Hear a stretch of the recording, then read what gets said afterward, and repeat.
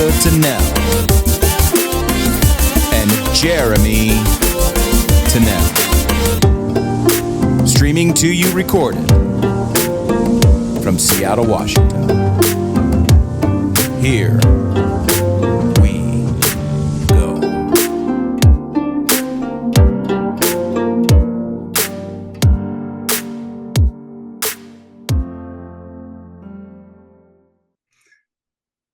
Good afternoon, everyone, and welcome to another episode of the Plowline podcast. My name is Jeremy Tennell, and I am here with a very special guest named Barron Cato. We're going to be talking about some really fascinating subjects around human potential and how to tap into them. Let me tell you a little bit about Barron. Barron Cato's passion is empowering people to achieve their potential through breath work and the grounding effects it has in our lives. Barron has 2 decades of experience, training, and mentoring while serving in various leadership roles for numerous organizations. His spiritual journey began within the Christian church and evolved into his dedication to Taoist philosophy today. He has a decade of experience coaching multiple youth sports and is a trained communicator with professional experience presenting at multiple conferences, workshops, and trainings in his role as Director of Data Science and Analytics. As a certified intuition master practitioner, a certified yoga body breath coach, and an Aikido martial arts student, Barron utilizes his training in all 3 of these disciplines to teach people how to naturally live grounded, balanced, and centered lives through breath work. Hey, Barron, how's it going?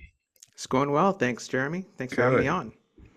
Let's get started with you kind of describing, breathwork's not something that comes, naturally. People take breath for granted, and so there's usually some sort of origin story around how someone gets involved in breathwork. So why don't you tell us a little bit about yours? Sure, I'd love to.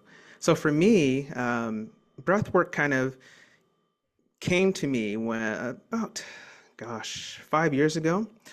And probably longer than that, though, roughly. And it was a 21-day breath challenge through actually the same organization, individual, Lucas Rockwood, who I got my certification yoga body breath coach through. And the reason why I came to it was, for me, when we talk about mindfulness, a lot of it is focused, can be, I should say, focused on mental techniques to work through the process. Sure, people incorporate breath, but a lot of them are still mental related techniques. Well, it just didn't work. As much as I tried them, my mind is still just racing all over the place, and it just wasn't effective for me. And one day I came across this particular one, and it's like, well, sure, why not try it? I mean, it's not like I hadn't heard of breath work before, but it's like, all right. I bought into what he was selling. Yeah. And so I tried it.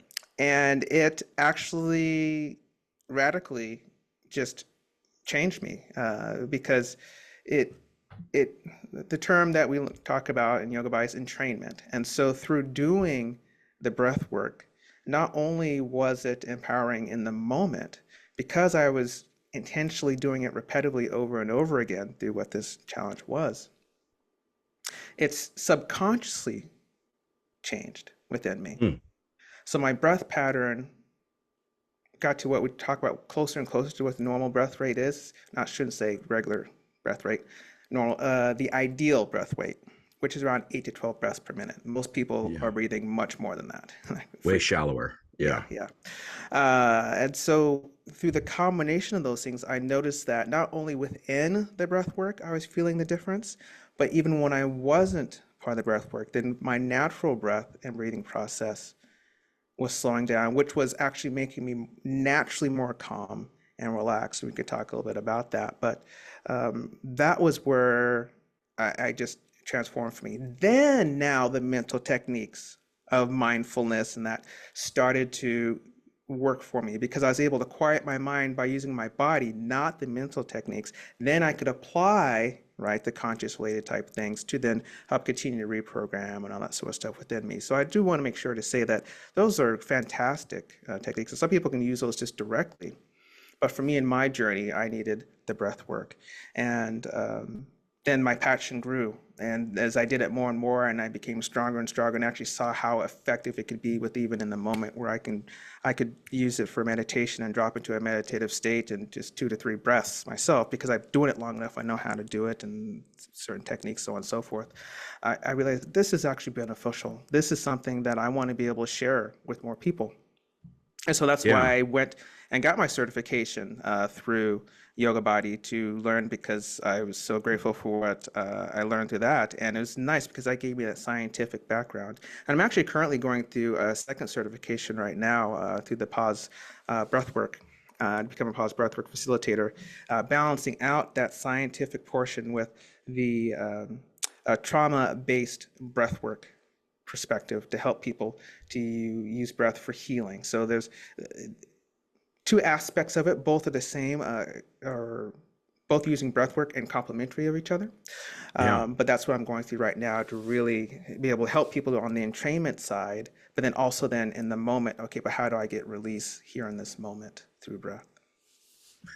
Yeah, I think that's one of the things that was a similar experience for me. Trying to do different meditative techniques, transcendental meditation, and focusing on the quieting of the mind while focusing on the mind. Really just didn't quite jive. And this was probably a decade ago. Jerry became my co-host for this podcast and partner in all things, became certified in the with the Institute of Heart Math, Mhm. and brought breath work into our home while I was going through a very stressful period of time running a business. And it changed my life. It changed my life in ways that were so subtle to me, that I was having these surprised aha moments in the middle of my day. Like, I just reacted to that extraordinarily differently than I've been Mhm. reacting to it for months. Yes. And realizing that I was building what, and there's many different organizations that use different words for the same thing. Mhm. But Heart Math calls it resilience, and this idea of building resilience and coherence within your emotional and mental states. And that the more you practice within that breath work, the more you're engaging in fostering and strengthening those coherence and resilience patterns in your life. Yeah, I would say, yeah, I echo that. And focusing on the breath portion of it, the power of breath, at least what I discovered, especially from the scientific side, is that what it's doing within the body. So let's for the moment, let's remove the mental components, which we add on, which is beneficial. But let's just talk about what the breath is doing, right? And so what our breath, I'll take a step back. Our breath is part of our autonomic nervous system, right? So it just automatically does it, right? We Yeah. don't have to think about breathing. And so when our body subconsciously is breathing, it's doing the minimum amount it needs to keep you alive, Mm, right? So that's mm. what's happening, right? It's just the minimum amount. So when we talk about the benefits, some people might ask, well, I breathe all the time. How come I'm not getting these benefits all the time? Well, because your body is doing what it needs to keep it alive. That's what it's automatically doing. When we talk about conscious breathing, right now we are intentionally using our breath in a way to activate our body in a different way. That's where we're getting at. And so our bodies are designed actually to do so much for us, so much more Yeah. that it's talked about. Now, this doesn't mean we still don't need medical interventions, right? It doesn't mean that we might not need therapy. So I am not saying that. But our bodies still do so much more if we know how to activate it in the right way. And Yes. breath is a tool, one of the tools, not the only one, but one of the tools that activates it in such a way, especially to impact our nervous system, specifically in the autonomic nervous system, and the things that those impact, which is rest and digest, and the other things that you get benefits from. And so when I discovered the power of breath, but also what is actually going on in my body, that was actually one of the things that helped release my mind. Mm. because we have two hemispheres in our brain for a reason. The logical, right? The left side and the right side, the logical side and the right creative intuitive side. Now, logical side is very important. It's like, well, what's going on here? Why are you doing this? That's not a negative thing. That's a positive thing. But if you could feed it with the right information, then it just shuts down. Oh, okay. I don't need to question it. Yeah. Yeah.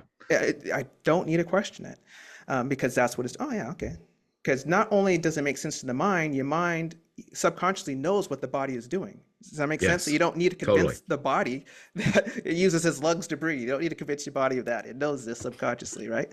And Right. so when we bring to our conscious mind what the breath is doing, then that also helps quiet the mind. When the mind is quiet, then those other techniques and things that we're talking about to retrain it becomes more apparent, and really our right brain helps with that. So breath specifically and clicks into our vagus nerve.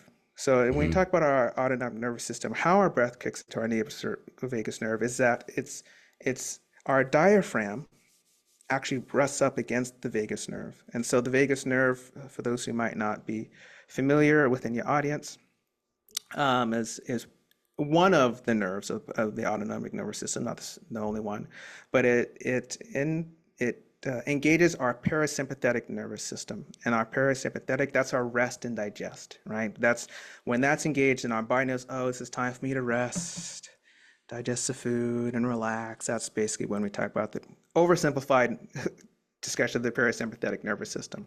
Yeah. And the vagus nerve is one of the things that when it's activated, your body just goes into that state. So when we talk about natural body functions, then it's like, oh, so if I activate that, then my body naturally does it. I don't need a mental technique. See, that's the Right. power. I don't need a mental technique. Your Right. body does it on its own.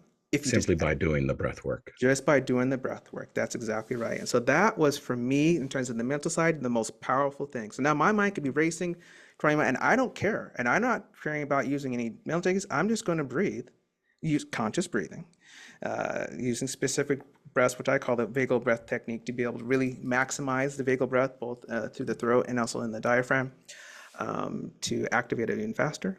And my brain Mhm. on its own quiets down. Yeah.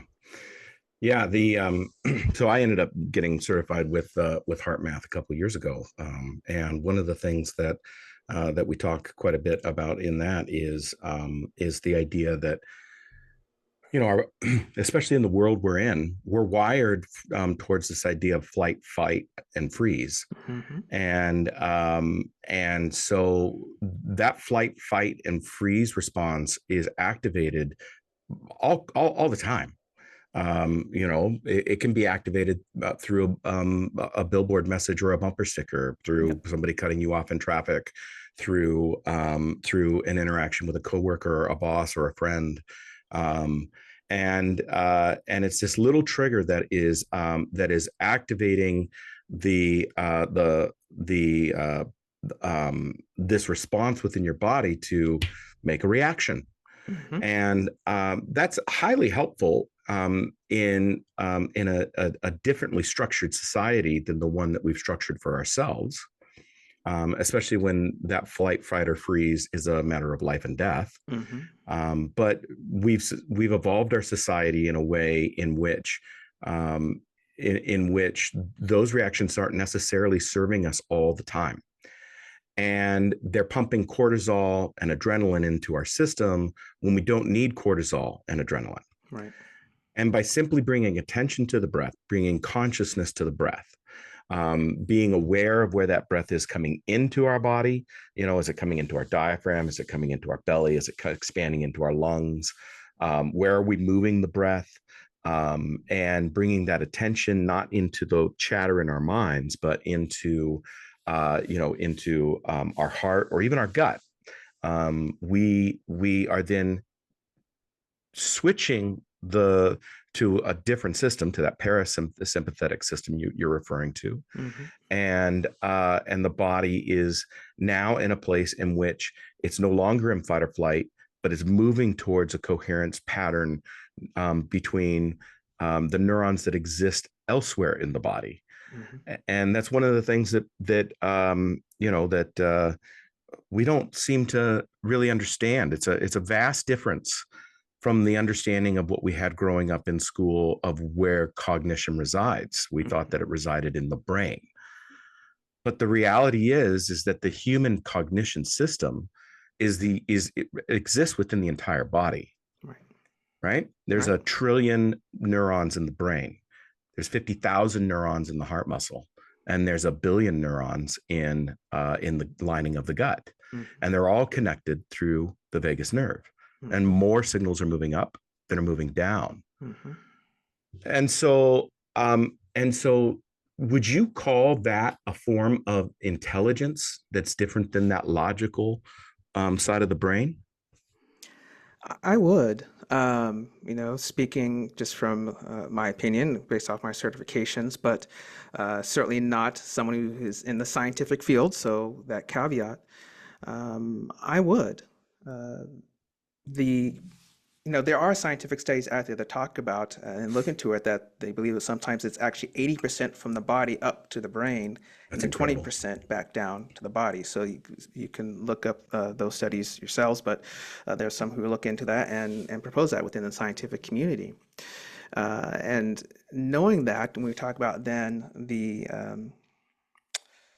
that second mind, as some people talk about, that gut mind within there. When I am taking people through a meditation practice, actually, one of the things I actually do is I encourage people to focus in, and this is where the Aikido kind of training comes and helps a little bit, but we Mm. call it one point. And that one point is really that center right below the belly button. That's where we do our movements and techniques from and so forth. So we're trained to focus our energy there. Um, but I take there, just let them know, hey, this is moving from our brain mind to our gut mind, and to help them quiet the brain mind by going into the gut mind. And that's actually where it allows our intuition, our right brain, to function, or actually to be, function is right, not the right term, it's always functioning, to be heard, Mm. right? That Well said. creativity, to be uh, that creative side, and it doesn't even need to be intuition. Although some will talk about creativity, intuition. It's similar. It's those drop-ins, those ideas, it's those that spur of the moment, right? Inspiration about what I'm going to create, what I'm going to make, draw, write, what have you, music, so on and so forth. A problem to be solved, or logically we couldn't figure it out for the longest time. We try and we try and we try and try, and then all of a sudden we just stop thinking about it for a moment. All of a sudden something pops into our mind, right? Oh, now try that. Oh, that works, type of thing, right? Well, to get to that, we have to quiet the left side of the brain for a moment so that that right side can get that spur. And how do we do that? By getting out of the brain mind into the gut mind. And one of the things that we always got to keep in mind is that um, our brain is part of our body. Even when we talk about the 80-20, all that stuff, our brain is part of the body. When we talk about our mind, even though I'm not a scientist, I do know that the mind, what we talk about that mind, is the output of the brain, right? The different neurons parts of the physical body doing things produces, for various reasons, for various emotions, all the things that come into the things that we call our mind, Yes. right? And so when we understand that, then we realize if I can impact my brain, I can impact my mind. And that's another Yes. thing where breath comes into play in that 80-20, right? So if through using our breath to calm our body and telling our body to calm and to relax, that also then sends the communication up to the brain. Oh, it's time to calm and relax. Oh, I can calm and relax now. All right, I'll calm and relax. And then the mind, oh, shuts down. Why? Because the brain is no longer kicking out all the things that is making the monkey mind, whatever phrase you want to use, to be going all over the place because the brain's now relaxed. Your mind relaxes. And that's where I Yes. talk about the natural processes, where if we activate them within our bodies, then we can. That goes back to what you're saying, that yes, so we get into our gut mind and allow that to be, okay, well, what is that? It's actually a quieter space than our brain mind. Yeah. Yeah. I am. One of the areas of research that I've spent is kind of trying to understand this paradigm, this frame in which our current era of civilization looks at the world, and how we collectively view the world, and where that comes from historically. So much of that comes from this enlightened movement that comes out of Europe 600 years ago. Well, a little less than 600 years ago. 600. Um, let's see. Let me do some math. It'd be about 1650, and so Descartes, Rene Descartes, is one of the first people to propose this in Western civilization, at least, to propose this idea of consciousness, and he proposes that there are two. That there's a body in consciousness and a mind consciousness, and that they are decoupled. They are separate from each other, which I think is an important piece to the way that we all see the world. We see the world in this reductionist, separate, break the whole into its parts to understand it sort of way. That's the way we were indoctrinated to look at the world through K-12 education. That's the way our parents were indoctrinated, and that's the way it's been for 600 years. To see the world by breaking it into its smallest parts, but not seeing the relationship in between those parts. Mm-hmm. Descartes is also infamous for saying, "I think, therefore I am," which has been the motto, the modus operandi for how we've seen the body and the mind, and this idea that the thinking logical mind is what has value, Mm-hmm. and which is the part of the brain that wants to reduce, that wants to break down, that wants to understand by, well, how does this work? Mm-hmm. And yet there's this whole other part of cognition within our bodies, and the neurons that exist within these. Some civilizations would call them sacred spaces within our bodies: the gut, the heart, the brain, that are now connected through this huge nerve bundle called the vagus nerve, and that we've spent so much time ignoring it, that so many people, when we talk about this sort of thing, see what we're talking about as being woo-woo, Mm-hmm. as being new age, Yeah. and yet what might have been considered quote unquote new age in what we're talking about 35, 40 years ago, because it didn't have the science to back it up. Mm-hmm. It now has scientific rigor and study to demonstrate that indeed this is the way, this is true. Yeah. It's so true. I mean, and this second half, of course, I have my certification as intuition master practitioner. I am a spiritually minded person, so I have that caveat, but I'm also extremely grounded, which is why I can have no problem talking about this purely from the scientific standpoint, because to me it's one.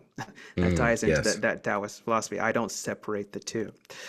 Um, but yeah, I think because of that, we've lost the balance, right? And that's where it's an imbalance.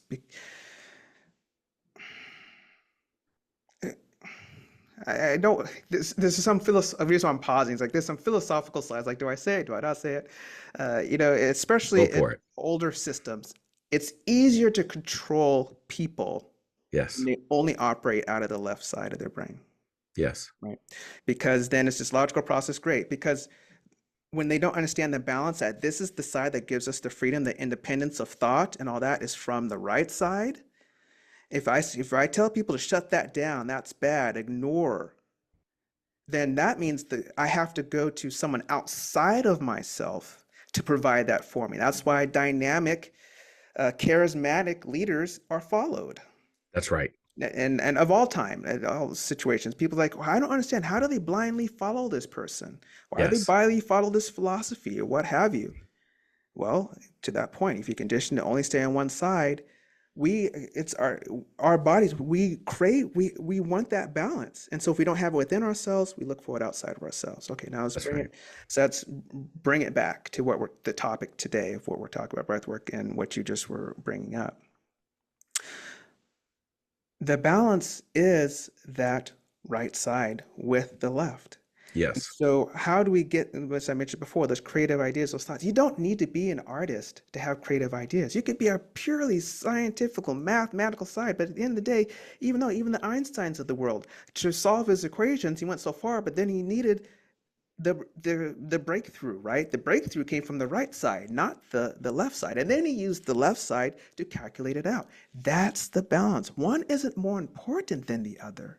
But when you exclude one, then you're out of balance. And then you have to Yes. find that balance outside yourself. So going back to those two sides, using the Descartes model, just for the sake of conversation, then yes, you've got, if you think about the brain mind as the left side and Okay. the Yeah. gut Yeah. mind then as the right side, and Yes. it's about moving back and forth between the two, That's right? And right. so it's like, okay, well, now I need to quiet the brain mind so that the gut mind, right mind, wherever it's at, it can get the inspiration it needs for whatever I need in the moment.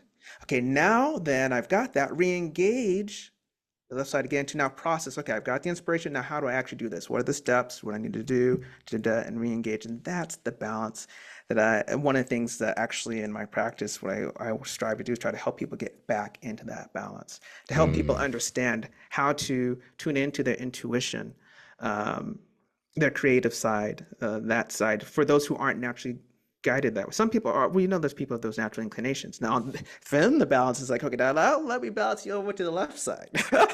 Yeah. And you got both sides of the spectrum, right, of having too much one way or the other. But still, for the majority who I run into, it's more on the logical side than the non-change of the balance. So how do you quiet the mind, and then what does it mean to know it's your intuition so you can trust it? That's the other thing too. Is it me? Is it my imagination? What have you? So that's a process too, to learn how to trust what your intuition is telling you, and then how to marry that. But going back to your point, then yeah, if you're based off of the Descartes model, then yeah, they have those two separate things. But just like we have two hemispheres in our brain, it's a better way to think about it. They're really one system, and you're Yes. just going between utilizing those systems. Just like you have, with a car, you have the accelerator and the brake. You need both. That's right. So it's just kind of the same thing here. Yeah. I think, practice and becoming a practitioner is such a vital part of life, and we're not encouraged to do it. We're encouraged to be consumers. Mhm. We're encouraged to be, to push into our want and our desire rather than into the quiet space that exists in between those things. Mhm. And because we have actually spent a massive amount of time in life, starting with K-12 education and higher education, if you went through it, critical thinking, if you ended up learning that, in teaching, learning, and utilizing this logic-centered side of our brain, that it's very easy, very natural for us, Mhm.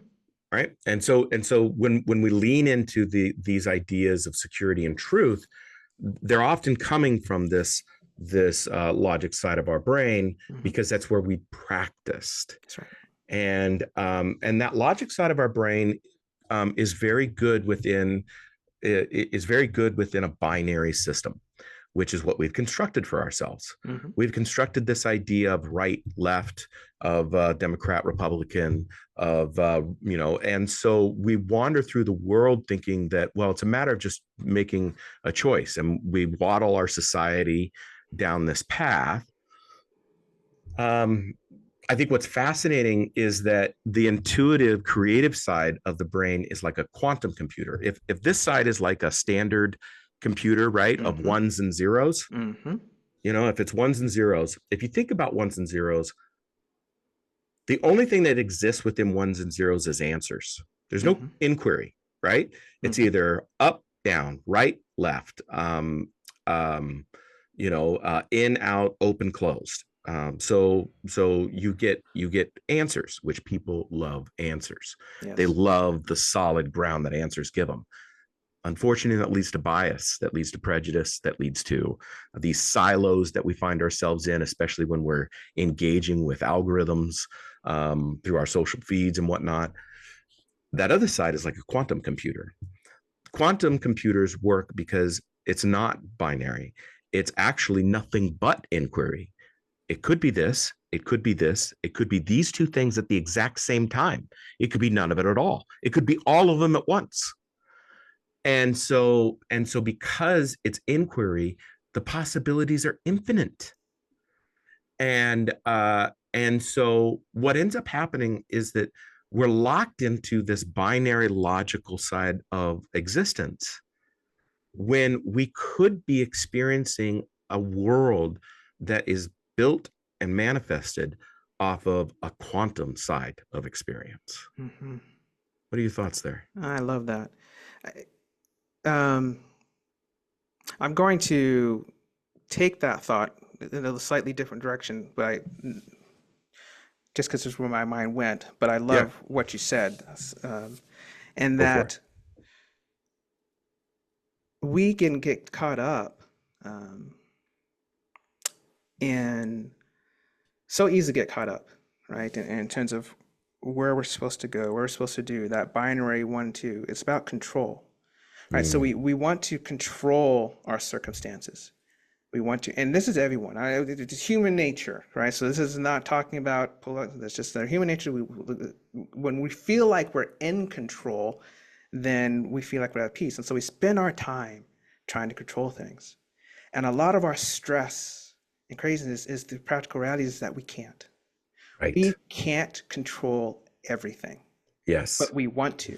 So we live in a state of stress because we're always trying to control, but we can't. And this adds this. This is why we're so stressed out all the time. Now Yes. we might not consciously know this, but this is what's going on. To your point, the quantum side, that's when you realize that, oh, life isn't black and white. Life has black and white, Yes. but life isn't black and white. That's correct. Yes. And that's what gets lost is that, but I want life to be black and white so I can Because it's control so it. simple. Right. It's simple and I can control it. Yes. And so just like where you're talking about that quantum side, that's where when one understands that life isn't black and white, but it has black and white, it's the black and white is within that system, Yes. what life is. Yes. It's just one of the possibilities, just like you laid out so beautifully. Then one can start to have more peace. Mm, So that goes back to where breath work can kind of help, and also talk about entrainment, the mental side, just like we're talking about. Breath work helps get your body to a state, but then there's still that training comes, right? The reprogramming of our subconscious is kind of what you're talking about in terms of like the program of what you're going through. Well, what am I supposed to reprogram it to? This is it. Sometimes it's going, well, one of the things is going back to, oh, life isn't just black and white. No, it's not. And when I realize that, then I can have peace. When people say, well, why is there evil in the world? Because life isn't black and white. that's right. It's a pendulum. And Yes. and and that's a deeper philosophical question that people can debate and have and are welcome to have, but that is life, right? You look at the economy, right? It goes up, it goes down, it goes up, it goes down. We could look so many things. The political spectrum. You know, one moment you're on one side of the political spectrum, and then after a while you look at elections, it goes the other end, and then it goes back and back and forth, Yep. back and forth. You see the pattern throughout life. Those are just a couple examples. And when we understand, oh, that goes back to that quantum side. Okay, so now how do I live within it? Yes. Doesn't mean that one has to like certain things. That's not what I'm talking about. But there's a difference between liking it and accepting that this is reality. So how do I live and work within reality? And that goes back to now then and having this side of the brain function as well. To learn how to, just like you said, we are so conditioned for all the reasons kind of I was talking about before, um, to just have this side. So we're well trained. And then, of course, you do have people who are naturally inclined on this side. So they're Yep. trained in that to a degree. Even them sometimes don't know how to, that's part of, I'm actually now trained to do it. I'm actually naturally inclined on this side, which Yeah. people in mind's like, you're a data scientist? Yeah, that's another story of itself. Once I learned how I learned, I was able to learn all I needed to be a data scientist, which actually fits into my personality. I love being a data scientist. Yeah. But that aside, um, the quantum side of what you're talking about, learning how that is and how that operates is key. And I'm bringing it back to breath.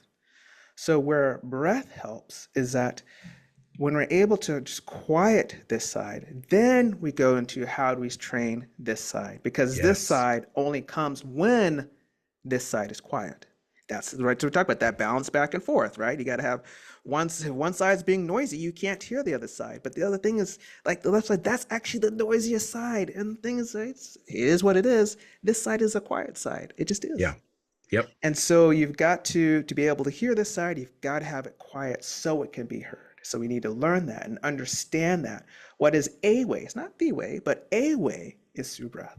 And the beauty Hmm. thing about breath is that it's a natural way. And going back to what I was saying before, which natural way consulting, where I talk about that natural embodiment. That's why there's a reason behind the name, because when we understand our bodies can naturally get there, it's key. You were talking a little bit about stress before, the parasympathetic, and how we get into that fight and flight, Yes. which is so true. Part of it is because of overbreathing. Mm. Um, we don't realize that our bodies are also conditioned by how we breathe. So, for instance, if you think about it, once you get in that state, you start breathing faster, right?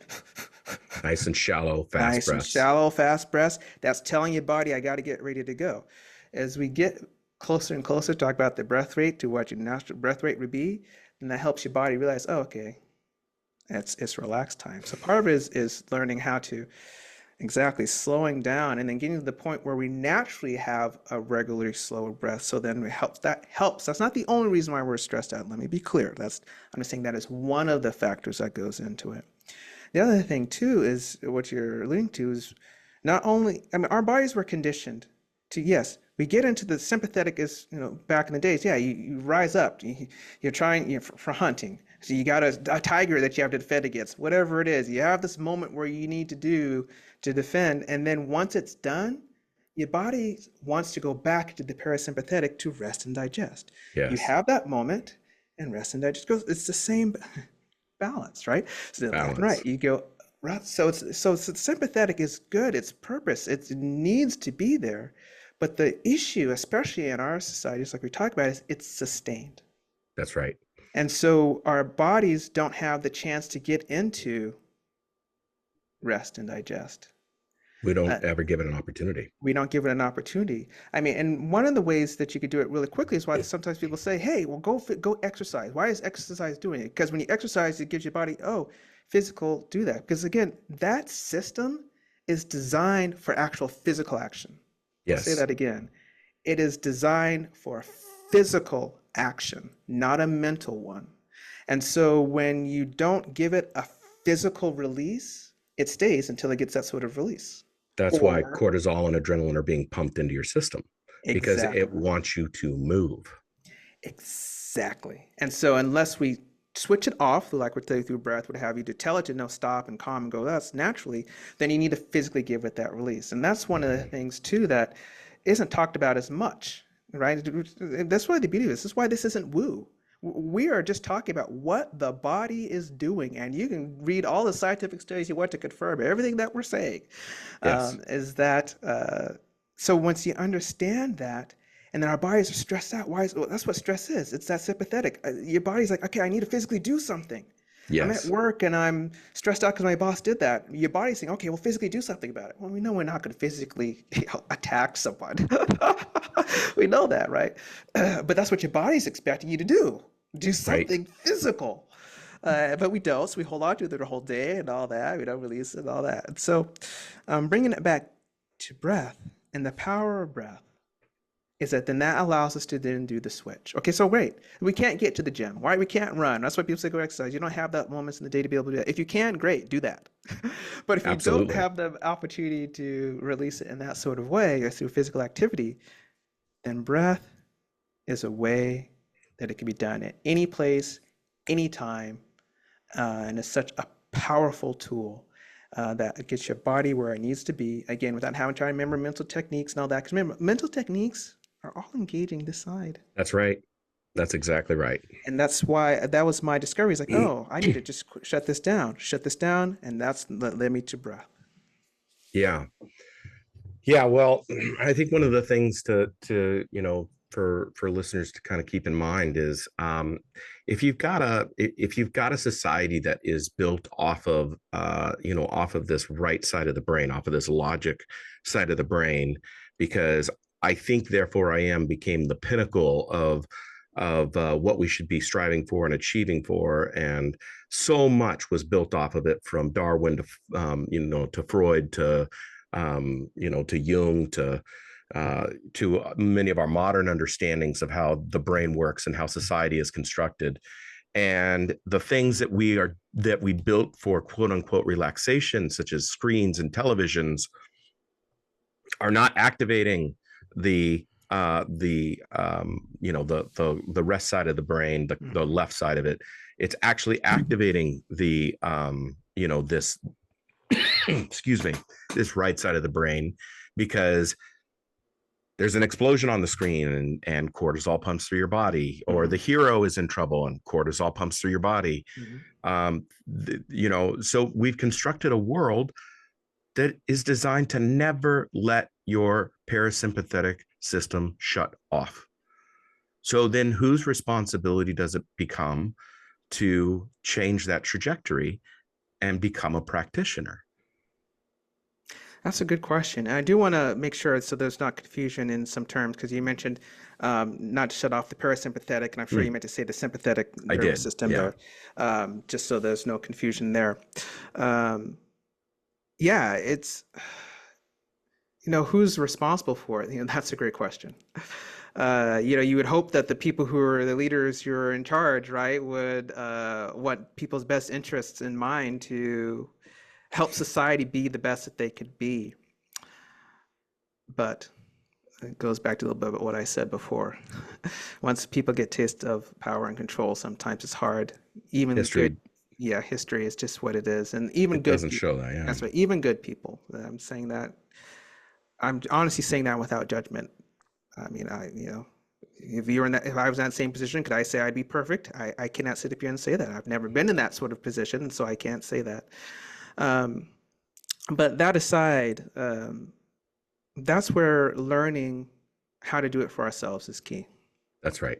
It starts at one person at a time, right? So if, one of the things I try to do is have it be real in my life, so that when I have interaction with people, they see that it's not just talk, it's not just story, it's not just, I read this somewhere, you should try it. No, this is real in me, and they see it in me, and they realize, oh, I think I want that. Okay, I see it's real. How can I get that for me?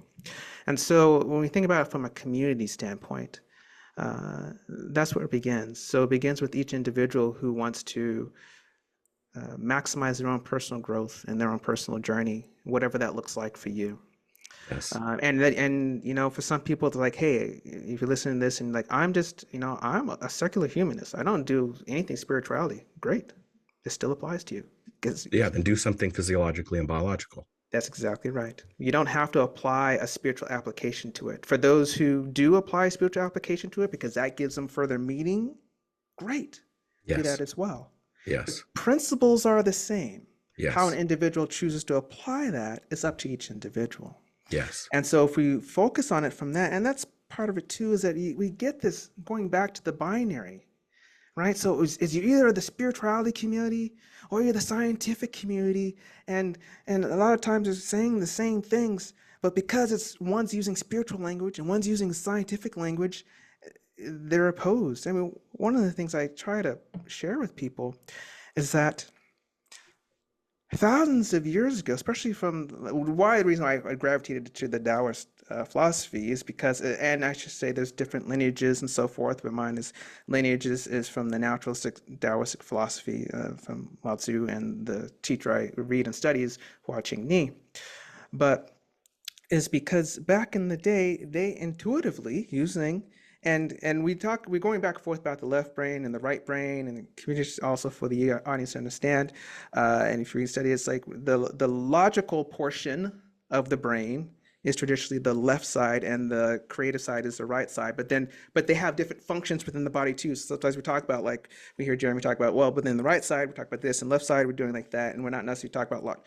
So it can get confusing. We do understand that. We aren't trying to confuse you in that, but they intuitively knew back then about the universe is made up of energy. They just called it the Right. Tao, and you can't explain the Tao, which I love about it. It's just it just is, and they Yes. called it yin and yang. Well, now we talk about the universe is made up as what science tells us energy, and then the yin was active or yang was active energy. Yin was a rest energy. Okay, what is science, especially the quantum physics side? Yeah, energy is made up of fermions and bosons. Sorry, we have active energy, we have resting energy, and so when we get hung up on the language, especially on the spirituality side, yeah, but we got to keep referring to things as they did thousands of years ago. Well, It's thousands got of to years, evolve. it's got to evolve. The language evolves, right? Mhm. You don't, and that's where we get the the woo, where it's woo. So people get stuck over here, even on the spirituality side, and don't embrace what science is saying.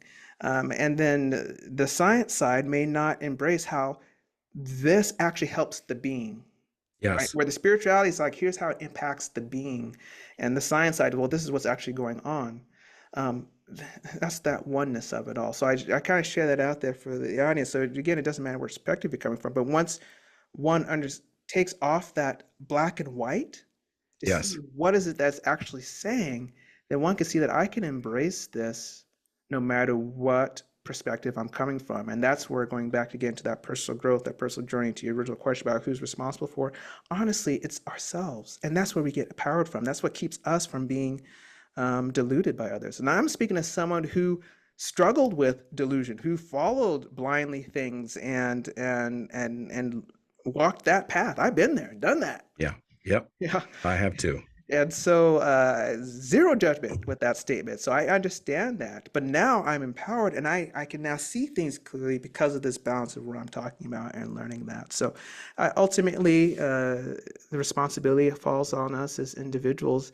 And for those of us who are walking that, to live it, not to preach it, but to live it, to be an example so that people can see that it's real and that they desire it. And then when they ask for it, great, let me share with you what I have to offer.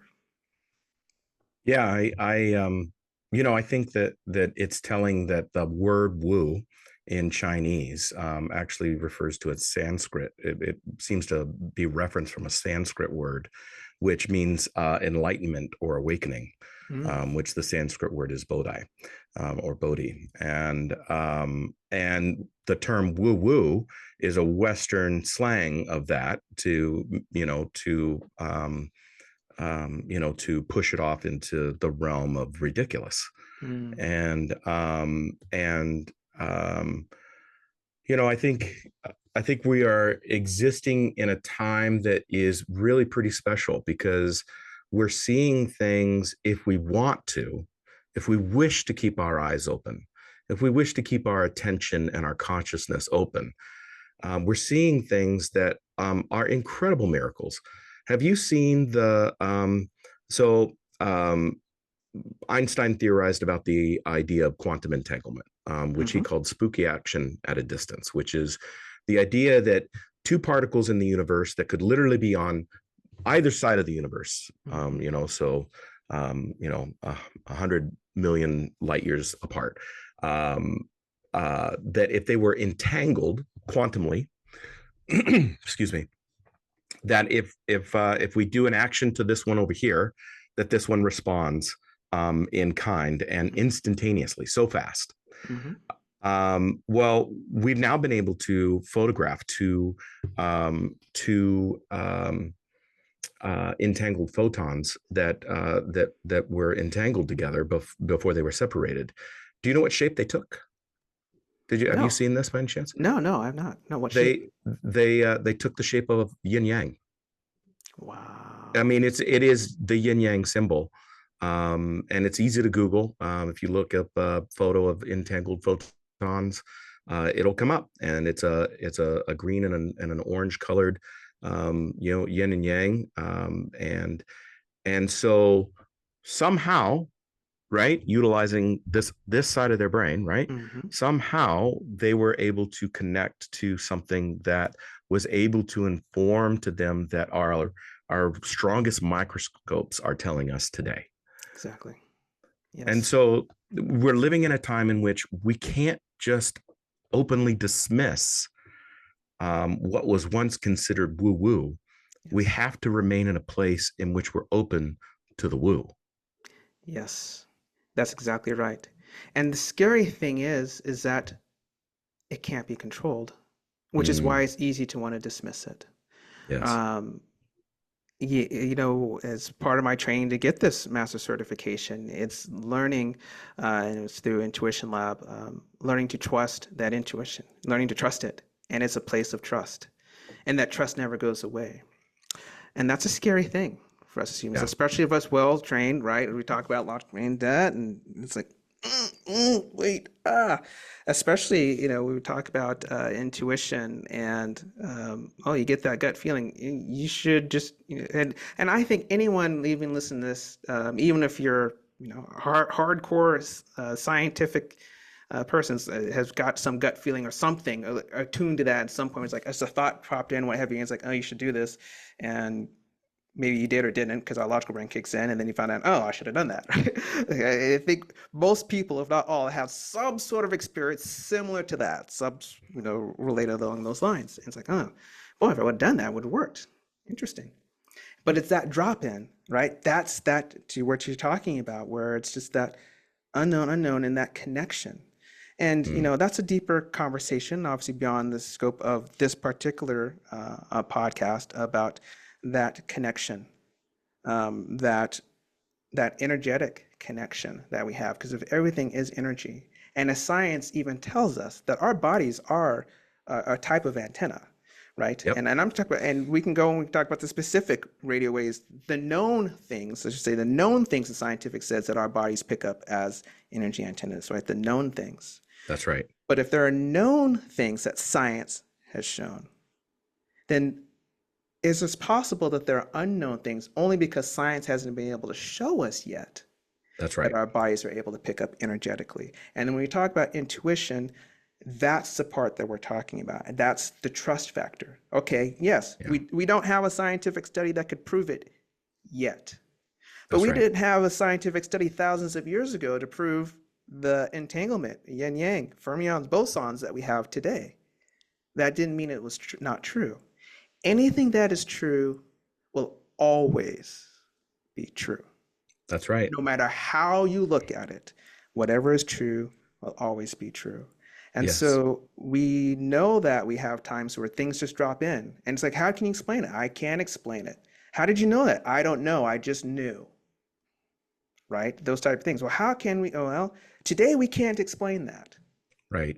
But that doesn't mean that maybe another 100 beyond our lifetimes turns out that it can be explained, because we could find out what is that energetic connection that our body's antenna is able to attune to be able to draw it in, to understand it through the right side of the brain, to be able to get it, communicate it, and that. And that's one of the things as a certified intuition master practitioner, that's the space that I work in, right? How to do that communication. Not doing scientific studies to prove it, right? That's not the aspect of it. That's not what we do. But the understanding and the Practice. belief that the practice of that is the case. Just like the Chinese practitioners 1,000 years ago knew, they were confident in yin yang.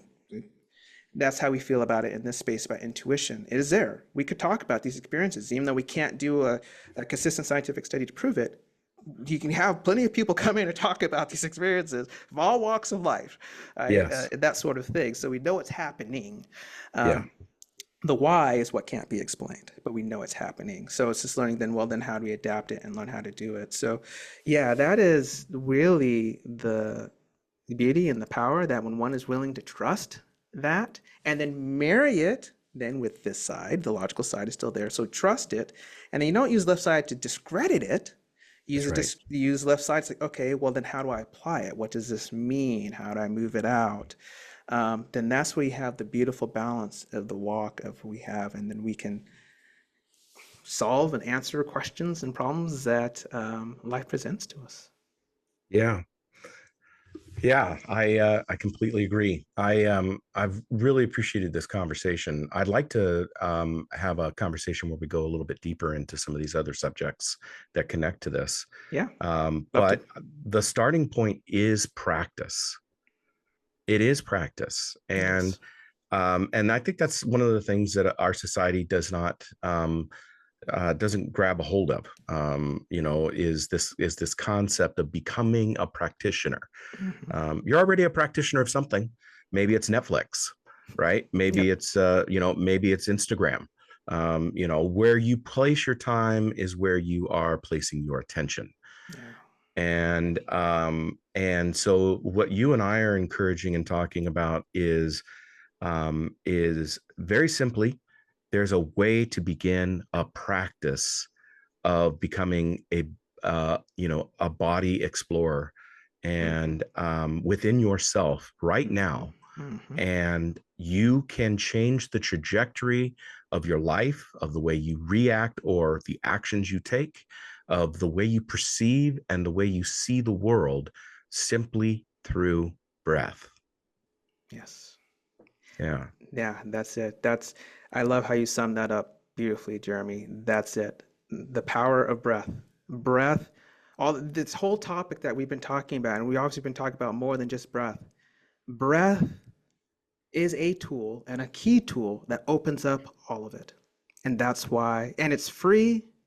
It doesn't, you don't have to continue to work with someone. That's the one thing too. And just like if someone does work with me, my goal is to get you, I'm teaching you how to fish. I'm not trying to Yes. get you to be dependent on me. I'm trying to Right. teach you so that you could be on your own. And as quickly as we get you there, great. Yes. Um, because breath is always with you. You don't need it, your spouse came in a little earlier and was doing smudging ahead of time. If you know, I mean, sharing that, and No, no problem. it's a beautiful practice.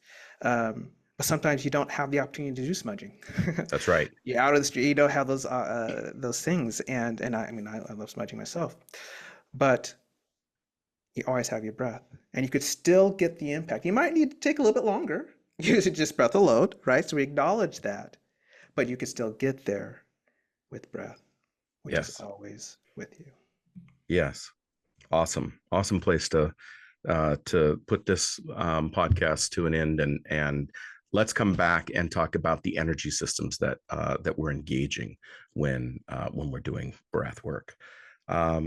So I'd like to thank you for being here, Barron. Thank you so much. Really appreciate it. Where can folks find you? Yes, you could find me at www.naturalwayconsulting.com. That's my website. You learn a little bit more about me, a little bit more about my breathwork practice, and what it is that I do to help people. Awesome. And if I don't know if some of you have joined me before, you're welcome to join me again. I'm going to be moving the weekly 15-minute breathwork check-in from Mondays to Tuesdays. I think it's going to just be a little bit easier. People will already have their week started, and so it'll be Tuesday mornings, right around 10 o'clock. You can find information in the information for this podcast. I'll have it in there once we get that put together, and perhaps Barron will come and join us for one of those and lead one of those. That would be really cool. Would that be something you'd be interested in doing? Yeah, if schedule permitting, I think that'd be fantastic. Okay. Again, Barron, really appreciate it. And folks, if you are interested in connecting with the Plowline podcast or Co3 Consulting, you can check us out at co3consulting.net. That's CO3 consulting.net. Or you can check us out on Instagram, Facebook, LinkedIn. We have pages there for both Co3 and Plowline Productions. And if you're interested in becoming a part of this community and contributing to what we're doing here, then by all means go to patreon.com/Plowline Productions.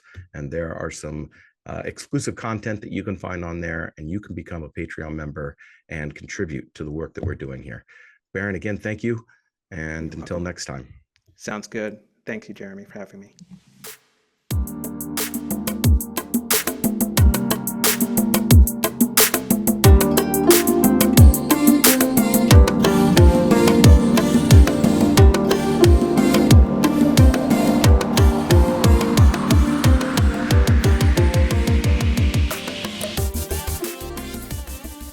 Check this out.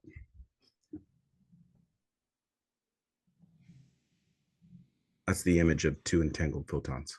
Wow. And we know this isn't Photoshop. This is legit, right? No one could You This know, is, do yeah, wow. yeah. In fact, Wow. I'll send you the study. Please. Yeah, Please. Because I mean this is wow. that's crazy, right? Yeah, I don't know. Go to patreon.com to see the rest of this interview, as well as more exclusive content.